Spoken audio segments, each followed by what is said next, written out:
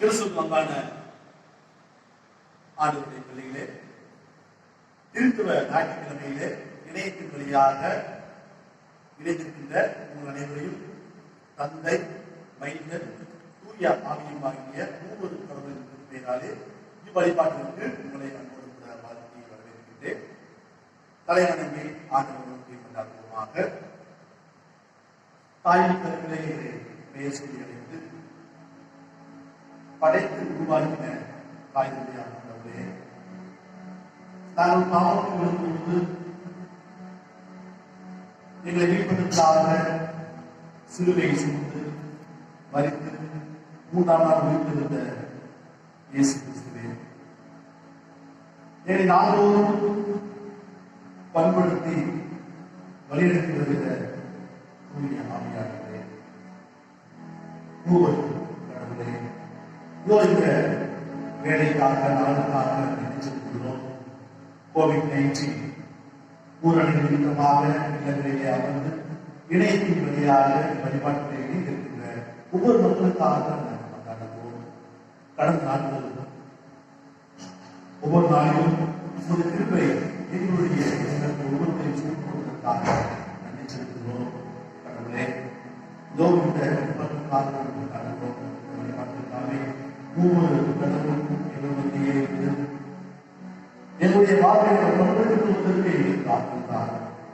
நாங்கள் உயிர் வைக்கின்ற நம்பிக்கை மென்மேலும் வலுப்பெற, பலப்பட, தெளிவு பெற எங்கள் கணக்கு வழிபாடானது என்னுடைய வாழ்நாளிலே ஒரு புதிய மாற்றத்தையும் நம்பிக்கையிலே புதிய தெளிவையும் கொடுப்பதாக வழிபாட்டில் சிறியோர் பெரியோர் ஒவ்வொருவர் மீதும் ஒரு திருத்தரம் வைத்து ஒவ்வொரு வருஷம் ஒரு ஆசிரியர் நன்றிகளையும்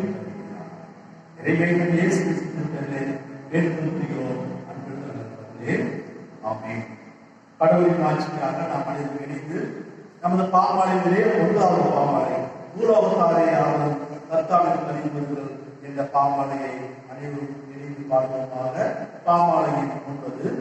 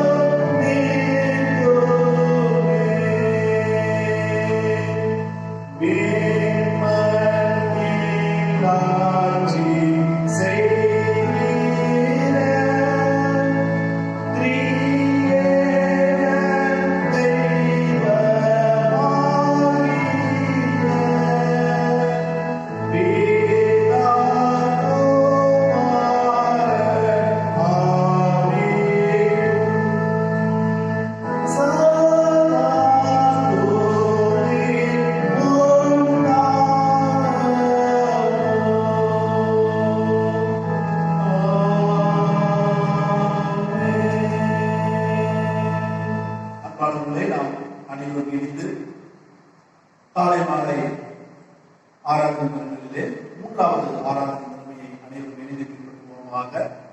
மூன்றாவது ஆராதனை முறை. கடவுளை கூறுவோம். கர்த்தரின் வாசகங்களில் நம்பியிருக்கிறோம். அவர் பிரகாரங்களில் புத்தியோடு பிரவேசியுங்கள். அவருக்கு நன்றி செலுத்தி அவர் நாமத்தை போற்றுங்கள். கர்த்தர் நல்லவர். அவர் கிருபை என்றென்றும் அவர் உண்மை தலைமுறைக்கும் உள்ளது.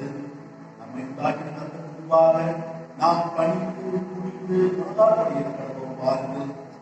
அவர் நம்முடைய கடவுள், நாம் அவருடைய சிற்றனும் அவர் கைக்குள்ளான ஆடுகளுமா. கர்த்தருடைய பருவத்தில் இருப்பவர் யார்? அவருடைய பரிசுத்த ஸ்தலத்தில் இருப்பவர் யார்? சுத்தமுள்ள கைகளும் மாசற்ற இருதயம் உடையவனாய் வீணானதை பற்றிக் கொள்ளாமலும் கபடாய் நாடையிடாமலும் இருக்கிறவனே. நமது கடவுளாகிய ஆண்டவருக்கோ மிகுந்த இறக்கும் மன்னிப்பு கூடியதும் நாம் அவருக்கு விரோதமாய் துரோகம் செய்தோம். நமது கடவுளாகிய கர்த்தர் சொல்லுக்கு செவிக்குறப்பட்டுள்ளோம். நமது ஊழியராகிய தீர்க்கதரிசியை கொண்டு அவர் நமக்கு முன்பாக வைத்த அவருடைய பிரமாணங்களின்படி நாம் நடக்கவில்லை. கடவுளுக்கு ஏற்ற கொலைகள் கைதாவினால் கடவுளை இணைந்ததும் ஒரு குண்டலமான இருதயத்தை கொடுக்கலையே. வருந்தை உழைத்து பாரம் சொல்கிறவர்களே, நீங்கள் எல்லாரும் என்னிடத்து பாருங்கள். நான் உங்களுக்கு இணைப்பாக நான் இருந்து போய் தகப்பனே மரத்துக்கு விரோதமாகவும் முது பார்வையிலும் பாவம் செய்தேன். என் கண்களை வாயிலிருந்தாலே என் வாய் வார்த்தையிலும் என் இருதயத்தை தியாகம் ஒரு சமூகத்தில் ரீதியாக இருப்பதாக. பாவ அறிக்கை.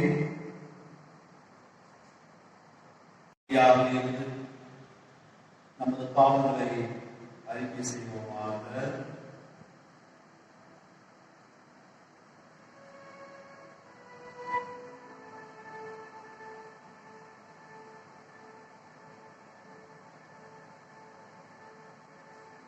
பாவறிக்கையாக முதலாவது பாவறிக்கை அடைந்து இருப்போமாக.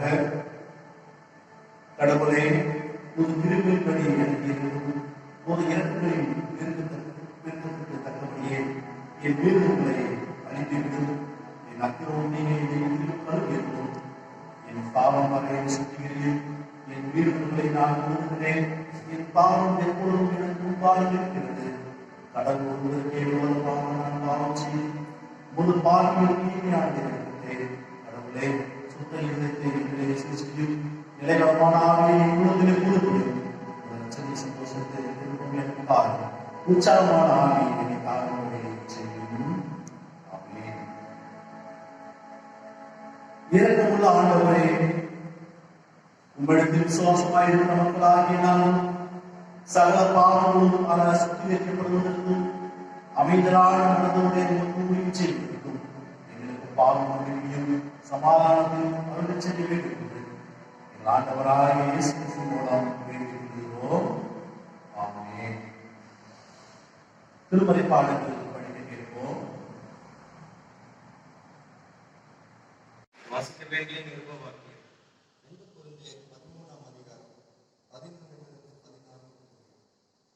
கடைசியாக சகோதரரே, சந்தோஷமாயிருங்கள், நற்செய்தி கூறுங்கள், ஆறுதல் அடையுங்கள், ஏக சிந்தையாயிருங்கள், சமாதானமாயிருங்கள்.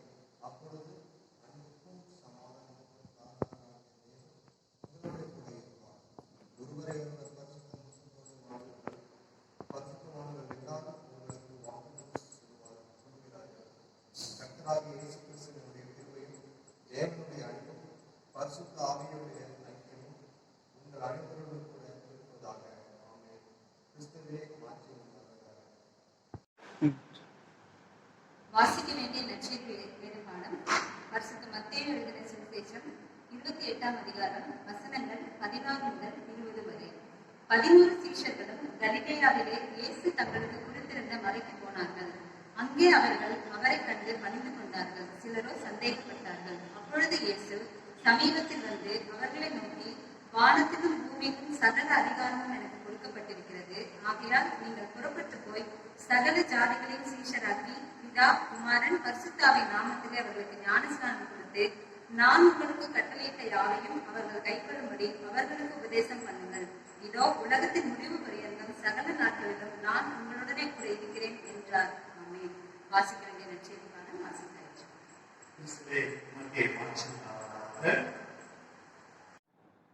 நாம் அனைவரும் இணைந்து நமது பாமாலைகளை 22வது பாமாலை தூய தூய தூய சர்வவல்லராக என்ற பாமாலையை அனைவரும் இணைந்து பார்ப்போமாக.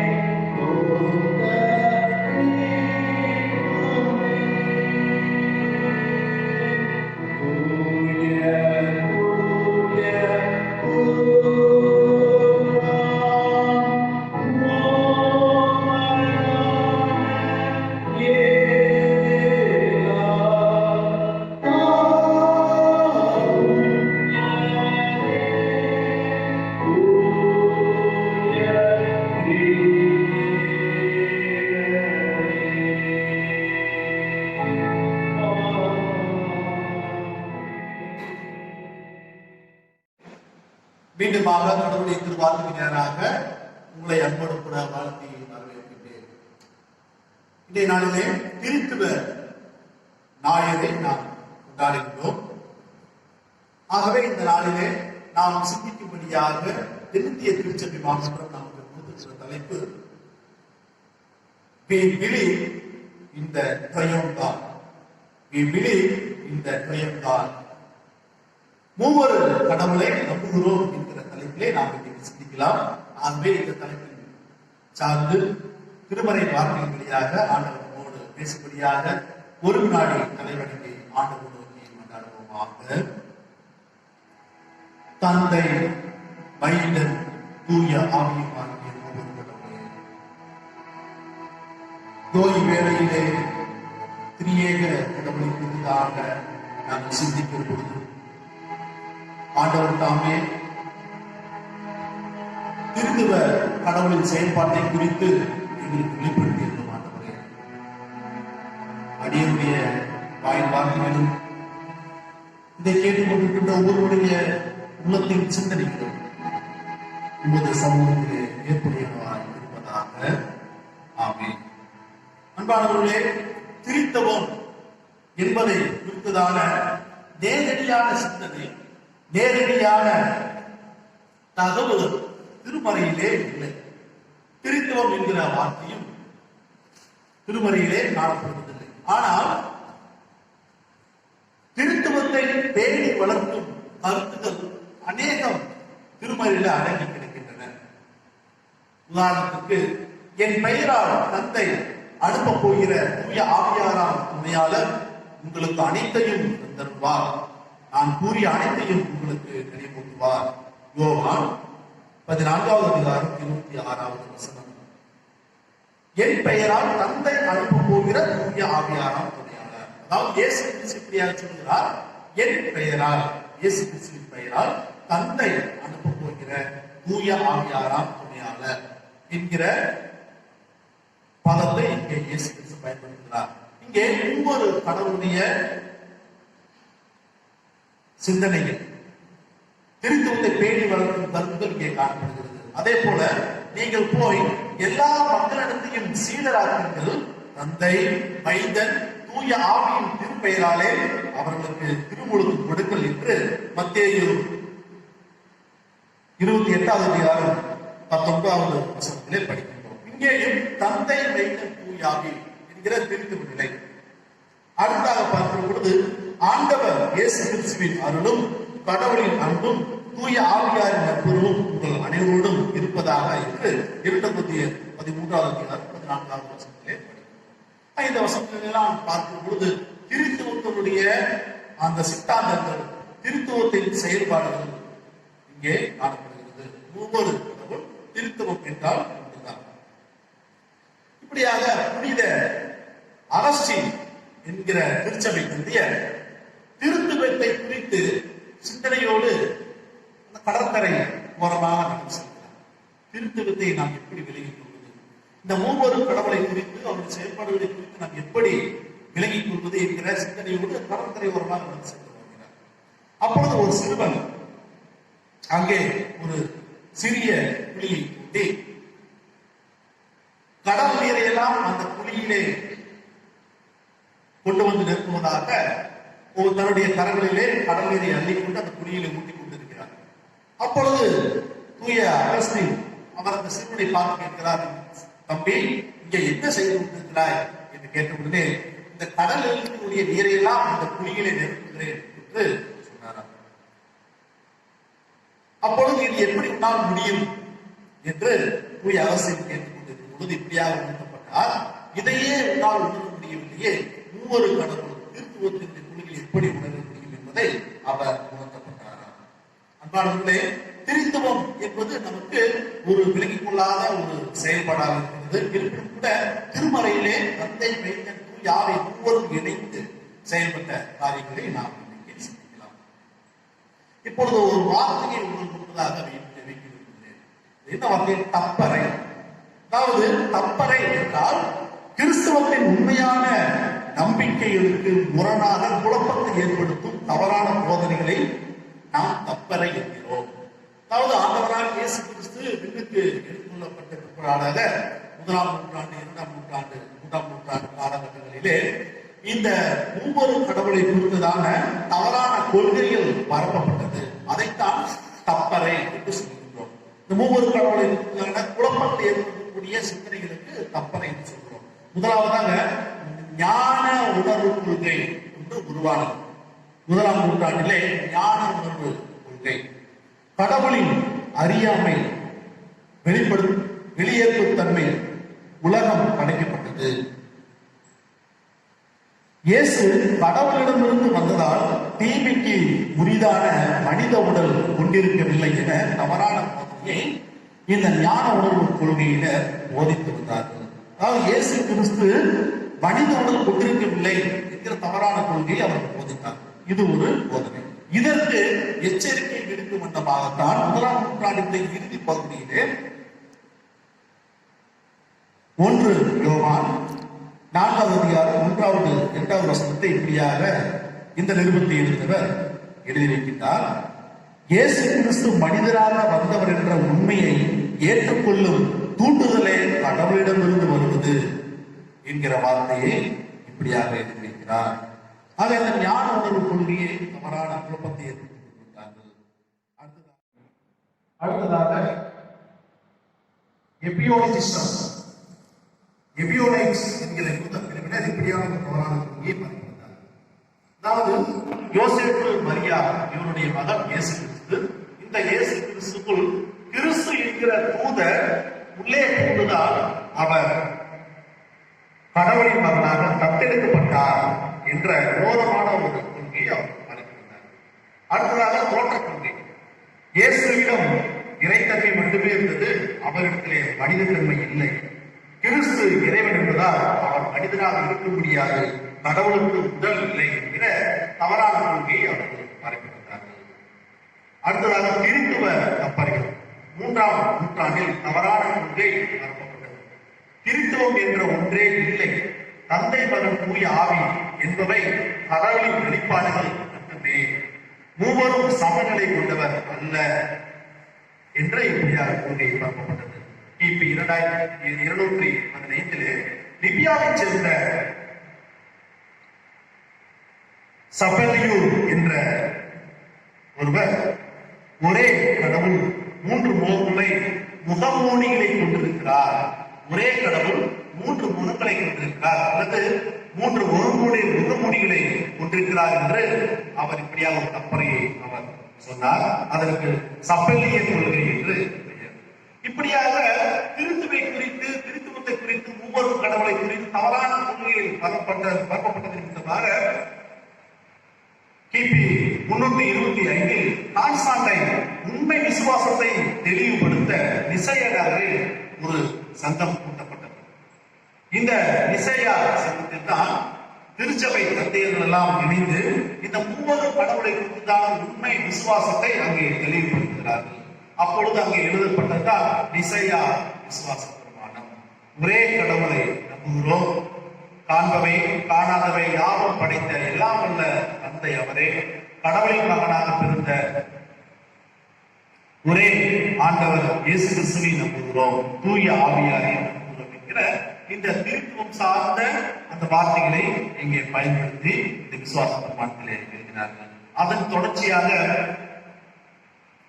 முதல் கான்ஸ்டான்டைன் நோபல் பொது சட்டம் கிபி 381 கான்ஸ்டான்டைன் நோபல் என்கிற நகரிலே கூட்டப்பட்டது. இயேசு கிறிஸ்துவின் இறைத்தன்மையை வெளிப்படுத்தும் வகையிலும் தூய ஆவியாரின் இறைத்தன்மை உறுதிப்படுத்தும் வகையிலும் நிசேயா விசுவாச பிரமாண அறிக்கையிலே கூடுதல் வரிகளை அவர்கள் சேர்க்கிறார்கள். ஆகிய கிறிஸ்துவுக்கும் திருத்துவத்துக்கும் இன்னும் கொஞ்சம் முக்கியத்துவம் கொடுக்கப்பட்டு கூடுதல் வரிகளை இணைத்து அந்த நிசைய விசுவாச பிரமாணத்தினுடைய தொடர்ச்சியாக எழுதி நமக்கு ஒரு முழு விசுவாச பிரமாணத்தை ஒவ்வொரு கடவுளை நம்புகிறோம் என்கிற தலைப்பை சார்ந்து நாம் தொடர்ந்து நாம் சிந்தனைக்கு வரலாம். இந்த திருத்தவம் என்பது மகத்துவமானது. ஆகவே ஒவ்வொரு கடவுளை நாம் நம்புகிறோம். திருத்துவம் என்பது மகத்துவமானது. ஆகவே திருத்துவத்தை நாம் நம்புகிறோம். இப்படியாக யோவான் எழுதின நற்செய்தி நூல் 14வது அதிகாரம் 9வது வசனத்திலே படிக்கிறோம். என்னை காண்பது தந்தையை காண்பது ஆகும். கொலை செய்ய 1வது அதிகாரம் 15வது வசனம். அவர் கற்பனாகாத கடவுளின் உருவம், இறைவாக்கு மட்டுமே மனமுருள் எடுத்தவர் என்றாலும் இறை சிந்தனையாகிய தந்தையும் இறை செயலாகிய தூய ஆவியாரும் இணைந்து செயல்பட்டனர் என்பது அன்பானவர்களே. ஆண்டவராக இயேசு கிறிஸ்து யோவான் 14வது அதிகாரம் 1வது வசனத்திலே சொல்றார், என்னை காண்பது தந்தையை காண்பது. அதாவது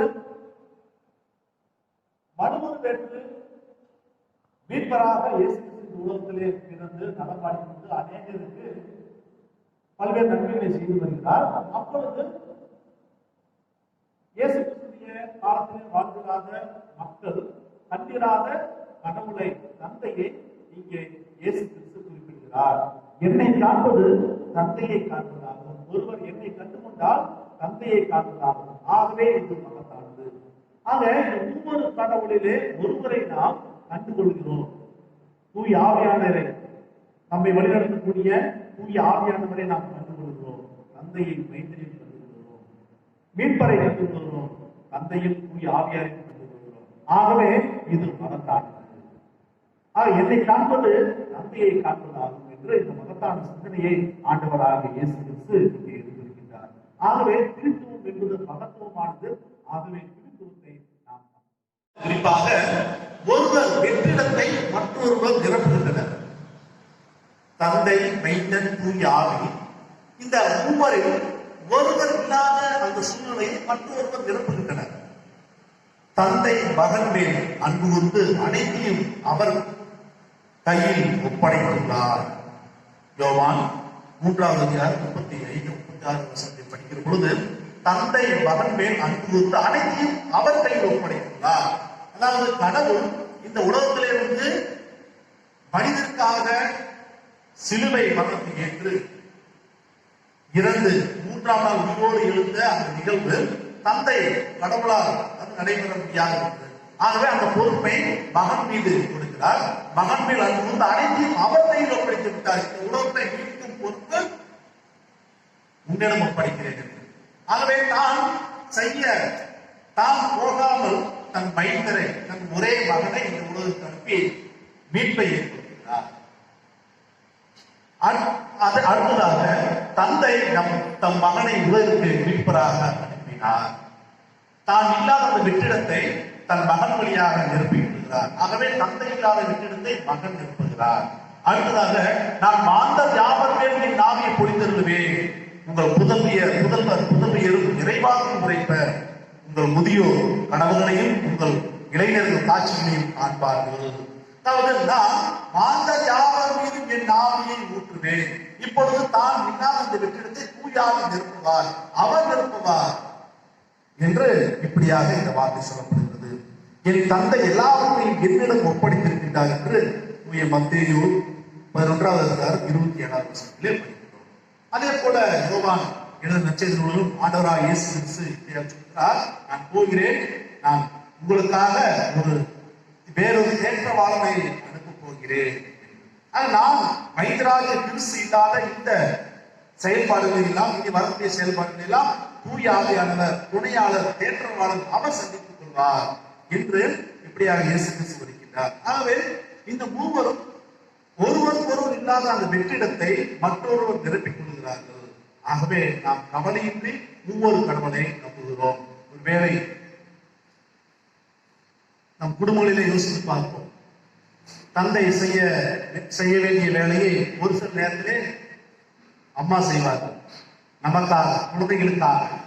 அம்மா செய்ய வேண்டிய பணியை குழந்தைகளுக்காக அப்பா செய்வார்கள். அதே போலத்தான் கடவுளுடைய பிள்ளைகளாகிய நமக்காக ஒருவருக்கொருவர் அவருடைய வெற்றிடத்தை மற்றவர்கள் நிரப்பி நம்மை வழிநடத்துகிறார்கள், நம்மை பாதுகாக்கிறார்கள். ஒவ்வொரு கடவுள், தந்தை, மைந்தர், தூய ஆவி ஒவ்வொரும் இணைந்து நம்மை படைத்து, நம்மை மீட்டு, நம்மை பாதுகாத்து வருகிறார்கள். ஆகவே ஒவ்வொரு கடவுளை நாம் நம்புகிறோம். ஒருவர் வெற்றிடத்தை மற்றொருவர் நிரப்புகின்றனர். மூன்றாவது குறிப்பாக திருத்துவம். மூவரு கடவுள் ஒருவருக்கொருவர் கண்ணியத்தை காப்பாற்றிக் கொள்கின்றனர். ஒருவர் மற்றவர்களுடைய கண்ணியத்தை காப்பாற்றிக் கொள்கின்றார்கள். தூய ஆவியாரை பரிந்துரைப்பவர் எவரும் எக்காலத்திலும் மன்னிப்பு பெறார். அவர் என்றென்றும் தீராத பாவத்திற்கு ஆளாவார் என்று தூய பார்க்கிறது செய்திருள் 3:28 இப்படியாக படிக்கின்றோம். அதாவது இயேசு கிறிஸ்து தூய ஆவியானவருக்காக பரிந்து பேசுகிறார். அதாவது தூய ஆவியானவரை பரிந்துரைப்பவர் எவரும் எக்காலத்திலும் மன்னிப்பு பெறமாட்டார். தூய ஆவியானவருக்காக மைந்தராகிய கிறிஸ்து பரிந்து பேசுகிறார். அடுத்ததாக என் தந்தை அலுவல்களில் ஈடுபட்டிருக்க வேண்டும் என்று தூய லூக்கா எழுதின செய்தியில் 2:49 படிக்கின்றோம். என்னுடைய தந்தையினுடைய வேலையை நான் செய்ய வேண்டும், அவர் எனக்கு ஒப்படைக்கப்பட்ட பணியை நான் செய்ய வேண்டும் என்று தந்தையினுடைய கண்ணியத்தை இங்கே குமாரன் மைந்தர் நிறைவேற்றுகிறார். ஒருவர் செயலை மற்றொருவர் குறை சொல்வதே இல்லை. இந்த உலகத்தை படைத்தவர் தந்தையாம் கடவுள். இந்த உலகத்தை படைக்கிற பொழுது ஏன் இந்த மக்களை பாவத்துக்குள்ளாக வழிநடத்தும்படியாக செய்தீர்கள் என்று மைந்தர் தந்தையாம் கடவுளை குறை சொல்லவே இல்லை. இந்த மனுக்குலம் பாவத்திலே விழுந்து விட்டது, ஆகவே நீ மீட்பராக செல்ல வேண்டும் என்று அனுப்பின பொழுது மைந்தராம் இயேசு கிறிஸ்து அவருடைய கட்டளையை ஏற்று அவருடைய வார்த்தை கீழ்ப்பிடித்து கண்ணியத்தை காப்பாற்றுகிறார், குறை சொல்லவில்லை. தூய ஆவியாராகிய கடவுள் அனைத்தையும் துருவி ஆகிறார், கடவுளின் ஆழ்ந்த எண்ணங்களையும் அறிகிறார் என்று 1 கொரிந்தியர் 12:10 படிக்கின்றோம். ஆக தூய ஆவியானவர் அனைத்தையும் துருவி ஆகிறார், கடவுளின் ஆழ்ந்த எண்ணங்களையும் அறிகிறார். கடவுள், தந்தையாம் கடவுள் என்ன செய்ய நினைக்கிறார் என்பதை தூய ஆவியானவர் அறிந்து கொள்கிறார். அறிந்து கடவுளுடைய செயல் திட்டத்தை அவர் நிறைவேற்றுகிறார். மைந்தராம் இயேசு கிறிஸ்து நமக்காக ஒரு தேற்றவாளனை அனுப்பினார். அந்த தேற்றவாளனுடைய வேலை என்ன? பாவத்தையும் குறித்தும் நீதி குறித்தும் கண்டித்து தொடங்குகிற வேலையை தூய ஆவியானவர் செய்கிறார். மைந்தராகிய இயேசு கிறிஸ்துவை தூய ஆவியானவர் குறை சொல்லவில்லை. இயேசு கிறிஸ்துவும் தந்தையாம் கடவுளை குறை சொல்லவில்லை. தந்தையாம் கடவுள் தூய ஆவியானவரை குறை சொல்லவில்லை. மூவரும் ஒன்றாக இணைந்து ஒருவருடைய பணியை ஒருவருக்கொருவர் மெச்சிக் கொள்கிறார்கள், பாராட்டுகிறார்கள். ஒருவருடைய செயல்பாடை மற்றொரு நிறைவேற்றுகிறார்கள். ஆகவே இவ்வாறாக ஒவ்வொரு கடவுள் ஒவ்வொரும் இணைந்து நமக்காக செயல்படுவதனாலே நாம் ஒவ்வொரு கடவுளை நம்புகிறோம். ஏனென்றால் நம்முடைய வாழ்வு பயணத்திலே, ஆன்மீக பயணத்திலே தொய்வு இருக்காது. தாயின் கருவிலே நம்மை பெயர் சொல்லி அழைத்தார் கடவுள், நம்மை படைத்து உருவாக்கினார். அதோடு மட்டுமல்லாத இந்த மனுக்குலம் பாவத்தில் விழுந்த பொழுது இயேசு கிறிஸ்து நம்மை மீட்டுக் கொண்டார். அது மட்டுமல்லாது நமக்கு ஒரு தேற்றவாளரை அனுப்பி நம்மை நாள்தோறும் நீதியின் பாதையிலே வழியெடுத்து வருகிறார். இந்த மூன்றிலே ஒன்று தொய்வானாலும் நாம் விண்ணரசுக்குள்ளாக நுழைய முடியாது. அந்த இறையாட்சியின் தத்துவங்களை நாம் ருசி பார்க்க முடியாது. நம்மை படைத்த தந்தையாம் கடவுள், நம்மை மீட்ட இயேசு கிறிஸ்துவாம் குமாரன் நம்மை நீதியின் வழியிலே நடத்தி நம்மை பண்படுத்தி வழியெடுத்துகிற தூய ஆவியானவர். இந்த மூவரும் நம்முடைய வாழ்விலே இடைப்படுகிறார்கள். இந்த மூவரும் நமக்காக ஒருவருக்கொருவர் விட்டுக் கொடுக்கிறார்கள். ஒருவருக்கொருவர் பிறருடைய பணிகளை செய்கிறார்கள். யாரையும் குறை சொல்வதில்லை. ஆகவே இந்த மூவரும் முழுமையாக நம்முடைய வாழ்விலே செயல்படுகிறார்கள். ஆகவே மூவொரு கடவுளை நம்புகிறோம். இன்னைக்கு தென்னிந்திய திருச்சபைகளிலும் கூட வழிபாடு தொடங்கும் முன்பதாக ஒரு பாடல் பாடி தொடங்குகிறோம். ஜீவனுள்ள தேவனே வாரும், ஆவியே வாரும் என்கிற பாடலை நாம் பாடுகிறோம். அதாவது தென்னிந்திய திருச்சபை மக்களுடைய நம்பிக்கை திருத்துவம். மூவொரு கடவுளை நாம் நம்புகிறோம். தந்தையை மட்டும் நம்புவதல்ல, மைந்தராம் இயேசு கிறிஸ்துவை மட்டும் நம்புவதல்ல, தூய ஆவியாரை மட்டும் நம்புவதல்ல, மூவொரு கடவுளை நம்புகிறோம். இந்த பாடலிலே ஜீவனுள்ள தேவனே, தந்தையாம் கடவுள், ஆவியே வாரும், அந்த பாடலை பாடுகிற பொழுது மைந்தராம் கிறிஸ்துவை நாம் குறிப்பிட மாட்டோம். இங்கே ஒரு இறையியல் சிக்கல் இருப்பதாக நான் உணர்கிறேன். இந்த பாடல் பாடுவது சரியா என்று நாம் சற்று சிந்தித்து பார்க்க வேண்டும். இறையியல் ஆழங்கள், மூவரு கடவுளை குறித்த இறையியல் ஆழம் இருக்குமா என்பதை நாம் சற்று சிந்தித்து பார்ப்போம். அன்பானவர்களே, ஆக நமக்காக மூவரு கடவுள் இணைந்து நமக்காக பாடுபடுகிறார்கள், நமக்காக செயலாற்றுகிறார்கள். ஆகவே இந்த திருத்துவமானது, மகத்துவமானது, ஒருவர் இல்லாத அந்த குறையை மற்றொருவர் நிறைவு செய்கிறார்கள். ஒருவர் வெற்றிடத்தை மற்றொருவர் நிரப்புகின்றனர். மூன்றாவதாக மூவரும் ஒருவருக்கொருவர் கண்ணியத்தை காப்பாற்றுகின்றனர். ஆகவே இப்படிப்பட்ட மகத்துவமான மூவரு கடவுள் நமக்கு இருப்பதனாலே மூவரு கடவுளை நாம் நம்புவோம். நாம் அவருக்கென்று பெரிய காரியங்களை சாதிக்க கடவுள் நமக்கு துணை புரிவாராக. தலைவணங்கி ஆண்டுடைய திருத்தத்திலே நம்மை நாமே அர்ப்பணம் செய்வோம். மனிதனுடைய அறிவுக்கு எட்டாத செயல்பாடுகளை கொண்டிருக்கிற திருத்துவ கடவுளே, மகத்துவமானவரே, ஒருவர் இல்லாத அந்த வெற்றிடத்தை ஒருவருக்கொருவர் நிரப்பி எங்களை வழிநடத்துகிறவரே, ஒருவருக்கொருவர் கண்ணியத்தை காப்பாற்றி தாங்கள் விட்டு சென்ற பணியை ஒருவருக்கொருவர் நிரப்பி ஒருவருடைய கண்ணியத்தை காப்பாற்றுகிற ஒவ்வொரு கடவுளே, இதெல்லாம் எதற்காக? படு மக்களுக்காக, இந்த படைப்புகளுக்காக, இந்த உலகத்திற்காக இவ்வாறாக ஒவ்வொரு இணைந்து செயல்படுகிறேன். ஆகவேதான் எங்களுடைய வாழ்வு முழுமையடைகிறது ஆண்டவரே. இல்லை என்றால் எங்களுடைய வாழ்வில் ஒரு தொய்வு காணப்பட்டிருக்கும். ஒருவேளை நாங்கள் தாயின் கருவிலே படைக்கப்பட்டிருக்கலாம், மீட்பு அடையவில்லை என்றால் அது வீண். படைக்கப்பட்டு மீட்படைத்திருக்கலாம், தூய ஆவியானவருடைய வழிநடப்பு இல்லை என்றால் அது வீண். ஆண்டவரே, ஒவ்வொரு இணைந்து எங்களுடைய வாழ்விலே செயல்படுகிறேன். அதற்காக ஒரு நன்றிகளை நாள் படைக்கின்றோம். நாங்கள் மென்மேலும் உண்மையில் நம்பிக்கை வைத்து நாங்கள் உமக்காக வாழ இந்த உலகத்திலே நாங்கள் சாதிக்க எங்களுக்கு துணை புரிகிறார். இறைமைந்த இயேசு கிறிஸ்துவின் பேரிலே பேணித்து கொண்டாடுகிறோம். ஆமென்.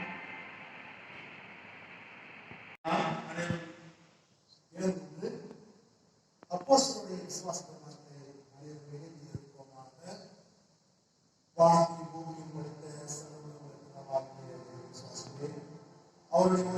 கர்த்தராகிய இயேசு கிறிஸ்து விசுவாசிக்கிறேன். அவர் பரிசுத்தாவினாலே கடிதத்தில் கொடுத்திருந்தார். முந்தைய பிரார்த்தனை காலத்தில் பாடப்பட்டு சிறுமியிலிருந்து வைத்து அர்ப்பணப்பட்டு பாடப்பட்டிருக்கிறார். 3ஆம் நாள் மருத்துவத்திலிருந்து எழுதினார். பரவலுக்கு ஏறி சர்வமுள்ள பிதாவாகிய தேவன் பரிசுத்தப்படுகிறார். அவருக்கு உயிர்வரையும் மருத்துவரையும் அழைத்து வருவார். பரிசுத்தாவின் விசுவாசிக்கிறேன். பொதுவாக சபையில் பரிசுத்தாவின் பாவமன்னிப்பும் சரீரத்திலும் நித்திய ஜீவனும் உண்டு விசுவாசிக்கிறேன். ஆமென். நாம் அனைவரும் இணைந்து நமது கீழ்களிலே 189வது கீர்த்தனை என்னை ஜீவபலியாய் ஒப்புவித்து ஏற்றுக்கொள்ளும் இயேசுவை என்ற கீர்த்தனை அனைவரும் எழுதி பாடுவோம். அப்பொழுது நம்மையும் நம்முடைய காணிக்கையில் மனத்தாண்மையை அர்ப்பணம் செய்வோமாக.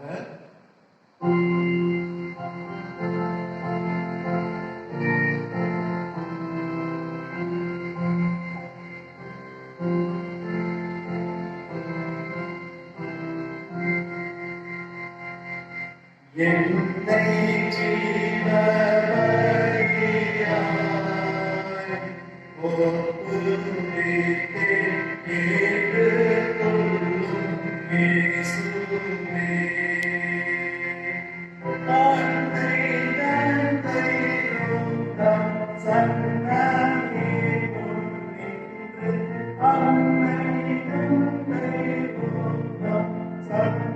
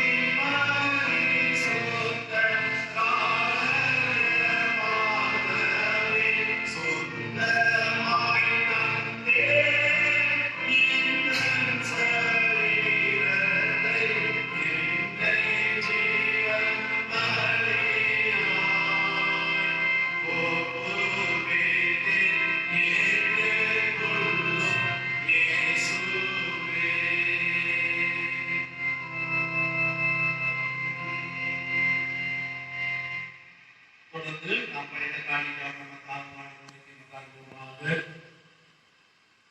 எல்லா நம்பிக்கைக்கும் மூன்றும் புரிடமாயிருக்கிற நம்பிக்கை கோயில் வழிபாட்டில் கலந்து மருந்து காணிக்கையை கொண்டிருக்கிறோம். ஆண்டவருக்காக காணிக்கையாக நாங்கள் மீது திருத்தப்படும் மீது வைத்திருக்கிற நம்பிக்கையின் அடிப்படையிலே காணிக்கையை கொண்டிருக்கிறோம்.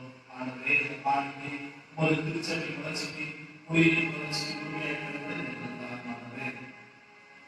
உள்ள மக்களாக எங்களை முழுவதுமாக அர்ப்பணிக்கின்றோம். ஆண்டவருக்காக எங்களையும் கிடைத்து நிறைவுள்ள மனிதர்களாய் வாழ முழுமை நிறைந்த மனிதர்களாய் வாழ எனவே இயேசு சிந்தித்தவரை வேண்டுகிறோம். நன்றி செய்வோமாக. எல்லா நல்லவர்களையும் அருந்துகிற அன்பின் கடவுளே, சிறப்பாக இன்றைய திருச்செயலுக்கு ஒவ்வொருவருக்காக கொண்டாடுகிறோம். COVID-19 கொரோனா வைரஸ் ஊரடங்கு நிமித்தமாக அவருடைய பொருளாதாரத்தை பின்தங்கியிருக்கிற குடும்பங்களுக்காக கொண்டாடுகிறேன்.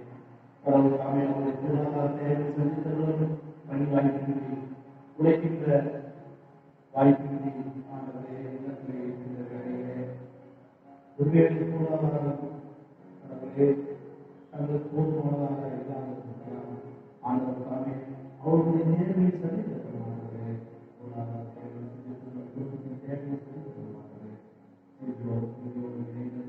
ஒவ்வொருவரையும்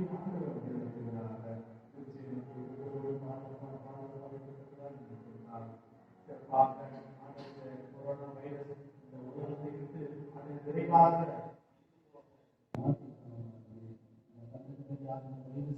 ஆண்டவர் அனுப்பி இருக்கிறார்கள். எவ்வளவு பாதிக்கப்பட்டிருக்கிறார்கள். உயிரை ஆண்டவரே இருக்கக்கூடிய சூழ்நிலை தனது உயிரை பறித்து செல்கிறார்களே அப்புறப்படுத்தி உலக மக்கள் அனைவரும் சமாதானத்தில் வாழ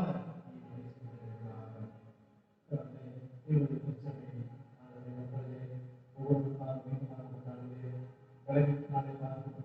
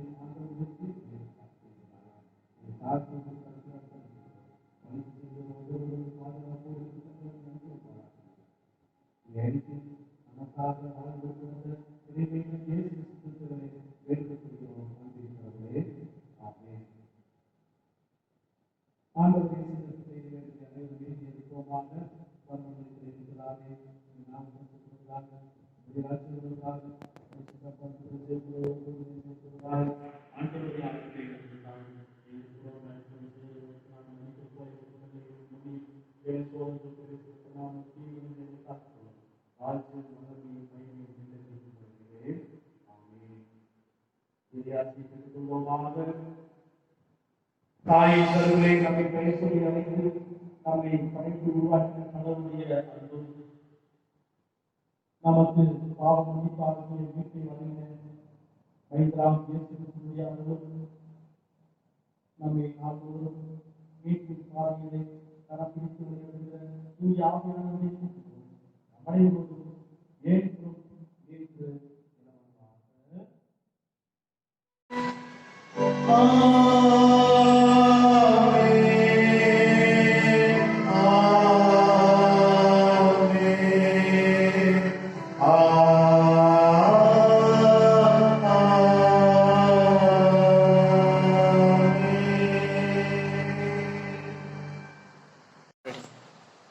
முடிவிதமாக நாம் அனைவரும் இணைந்து நமது கீர்த்தனையில 27வது கீர்த்தனை சீரேசு நாதனுக்கு ஜெயமங்கலம் என்ற கீர்த்தனை அனைத்து பார்ப்போமாக.